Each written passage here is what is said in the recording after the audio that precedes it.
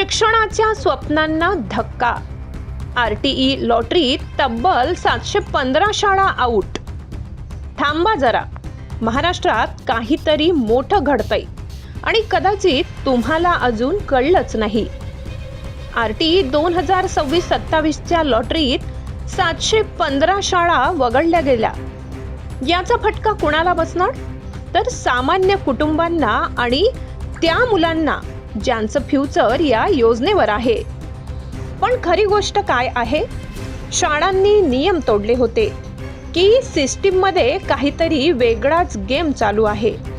आज शिक्षण म्हणजे फक्त अभ्यास नाही, तो फ्युचर, करिअर आणि ड्रीम आहे. आणि जर सिस्टम इथेच फेल झाला तर पुढे काय? तुमचं मत काय? Yes or no? कमेंट करा आणि अशा अपडेट्ससाठी फॉलो करा.